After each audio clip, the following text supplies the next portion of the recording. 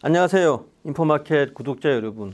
오늘은 좀 충격적인 내용을 말씀드릴 텐데요. HBM 하면은 우리가 위에 부분을 코어 다이라고 그러고 쟁반같이 받쳐주는 제일 밑에 있는 부분을 베이스 다이라고 하죠. 다른 말로는 또 로직 다이라고도 하는데 용어가 헷갈리니까 항상 베이스 다이로 우리가 부릅니다. 이 베이스 다이를 두고 최근에 말이 많았잖아요. 핀당, 대역폭 이거를 뭐 10기가 bps 이상 해야 된다, 한다 만다 이거 가지고 3사가 각축을 벌였던, 언론전을 벌였던 그런 기억이 있습니다. 이 말 많은 베이스 다이를 TSMC가 직접 생산하겠다, 이런 내용이 하드웨어 럭스라는 곳에서 발표가 됐습니다. 무시할 수 없는 게 독일의 톰스 하드웨어 정도라고 이해를 하시면 되고요. 여기서 나온 내용들이 저희가 그동안 대만에서 취재한 내용하고 일치하거든요. 그래서 좀 소개를 하려고 합니다. 여기서 나온 내용은 크게 세 가지인데요. 첫 번째는 베이스 다이를 TSMC가 직접 생산한다는 거고요. 그 다음 표준 규격을 만들겠다는 거죠. 3사의 베이스 다이가 다 다르니까 공정이 어렵다. 원래 SK하이닉스하고 마이크론 테크놀로지 두 회사만 HBM을 공급했는데 삼성까지 이제 가세하니까 이 베이스 다이가 중구난방이 되어버리는 거죠. 규격도 통일할 겸 우리가 직접 생산한다 이거죠. 그럼 두 번째 어떻게 생산하느냐? 그동안 너네들한테 맡겨왔으니까 디램 표준 공정에서 생산을 했는데 지금 우리가 가지고 있는 N10이라는 좀 더 진보된 공정에서 생산하겠다는 겁니다. 이 논리적 근거는 뭐냐면 이때까지는 동작 전압이 1.1V였는데 우리 걸 도입하면 0.8V로 낮출 수 있어서 효율이 대폭 좋아진다는 거죠. 그리고 HBM4E 그리고 HBM4E 중에서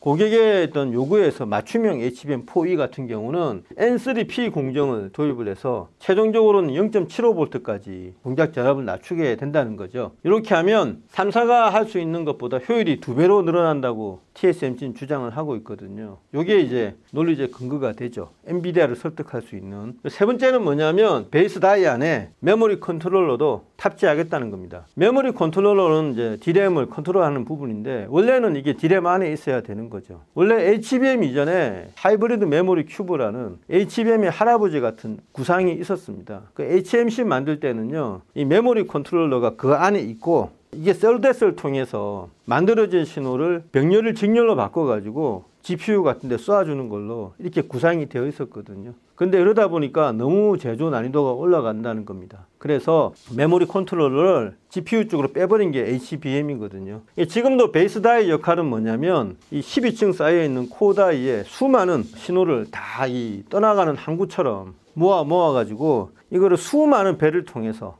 수많은 수도관을 통해서 GPU 쪽으로 엄청난 신호를 동시에 쏴주는 거거든요. 이게 초광폭 병렬 연결이라고 합니다. 서데스하고는 전혀 관계없고요. 좀 원시적인 형태의 PHY인데 베이스 다이 안에 메모리 컨트롤을 탑재하면 이 PHY를 좀 더 재설계해서 고도화할 수 있습니다. 과거의 HMC 구상처럼 메모리 컨트롤을 통해 가지고 최종적으로는 신호를 병렬로 보내지 않고 직렬로 바꿔가지고 GPU나 CPU로 보낼 수 있다고요. 그러니까 이런 것도 재설계하겠다는 건데요. 이 세 가지가 여기에 들어와 있는 건데 저희가 취재한 거는 한 단계 더 나아가서 근본적인 의문을 제기하고 있습니다. 만약에 이제 메모리 3사의 힘을 빼기 위해서 12층까지만 쌓고 13층 제일 밑에 있는 걸 우리가 직접 만들겠다고 TSMC가 한다면 그거하고 12층의 본딩은 어떻게 하냐 이거죠. 누가 할 거냐는 거죠. 본딩도 TSMC가 직접 한다입니다. 그리고 본딩 이전에 베이스 다이의 위치는 어디 있냐 이거죠. 별도의 작은 칩을 만들어 가지고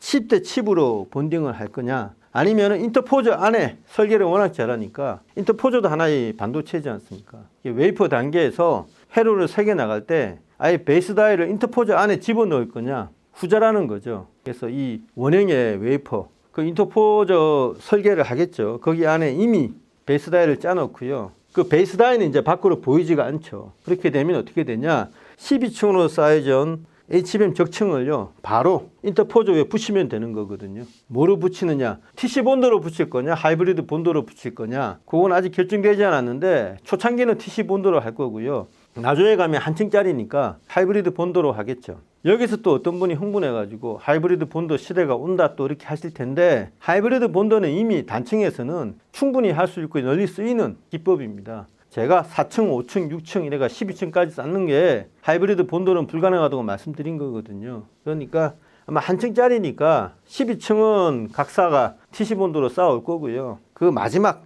13층에 해당하는 베이스 다이, 그거는 이제 인터포저 안에 들어가 있다고 한다면 인터포저의 특정 영역이 이제 베이스 다이니까 거기에 톡 본딩을 할 텐데 거기에 하이브리드로 할지 TC 본드로 할지 아직 모른다는 거고요. 전문가들 이야기는 TC 본드로 했다가 나중에 하이브리드 본드를 시도하지 않겠냐 이렇게 생각을 하고 있습니다. 쉬우시죠? 또 하이브리드 본드 이야기한다고 해서 HBM을 하이브리드 본드로 만든다 이런 이상한 이야기는 하시면 안 됩니다. 그 다음 두 번째는 이게 진짜 좀 골 때리는 건데요. GPU하고 베이스 다이를 통합해 버릴 거라고 합니다. 이게 어떻게 해서 가능한지는 모르겠는데 3D 어드밴스드 패키징으로 간다는 거잖아요. 2.5D가 아니고 2.5D라는 건 옆으로 한다는 거고 3D는 적층하는 그런 의미잖아요. 근데 요거는 여러 가지 문제가 있기 때문에 시간이 많이 걸릴 것 같습니다. 왜 문제가 되냐면 고객하고 싸우지 않는다. 이게 TSMC의 사원 아닙니까? 근데 엔비디아하고 경쟁을 하는 그런 구도가 되어버리거든요. 이건 좀 섣부른 내용이고요. 여러 업체들하고 TSMC가 원탁에서 회의를 해야 되는 그런 내용입니다. 어쨌든 1단계는 지금 벌써 관련 박사들 사이에서 소문이 나돌고 있습니다. 직접 한다는 거죠. TSMC가 중요 본딩을. 물론 이제 12번 찍어내는 그 본딩에서 하나만 딱 빼와가지고 뺏어가는 거지만 그 중요성이 적지 않으니까 파장이 크겠죠. 잘하면 본드 만드는 업체들이 TSMC에 하이엔드 본드를 직접 납품해야 되는 그런 지경이 올지도 모르겠습니다. 바야흐로 삼성전자하고 SK하이닉스가 투자를 확 늘리지 않고 수익성 극대화로 내년 전략을 가져가는 가운데요. 대만 업체들은 연 경제 상향률이 10%를 견인할 정도로 막대한 투자를 쏟아붓고 있거든요. 이게 TSMC의 과잉, 어육인지는 모르겠는데 확실하게 결정이 된 건 맞는 것 같습니다. 메모리 3사로부터 헤게모니를 뺏어오겠다. 과거에 대만이 엘피다를 인수를 못해서 그거를 이제 마이크론 테크놀로지한테 뺏겼지 않습니까? 그게 항상 이제 한으로 남았던 모양인데요. 메모리만 대만 생태계에 빠져 있거든요. TSMC가 이번에 베이스 다이를 직접 하겠다 이런 거는 상당히 의욕적이지만 충격적인 이야기로 다가올 수밖에 없는 그런 대목입니다. 미래 전략을 잘 고민해 봐야 될 시점입니다. 네, 감사합니다.